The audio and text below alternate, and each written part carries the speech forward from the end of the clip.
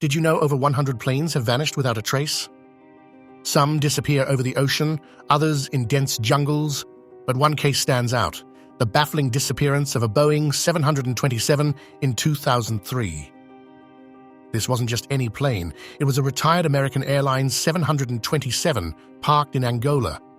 Then, one evening, it vanished into the sky. No flight plan, no communication, no transponder signal, and it was never seen again. How does a 153-foot jet vanish? Stolen for parts? Hijacked? Or lost forever in the ocean or jungle? But it gets stranger. 2 men boarded before takeoff, one a mechanic, the other unknown. The plane was seen flying low over the Atlantic, possibly trying to avoid radar. Some reported a similar aircraft was spotted in Guinea months later, but it was never confirmed. Is the missing 727 still out there, or lost forever? What do you think happened?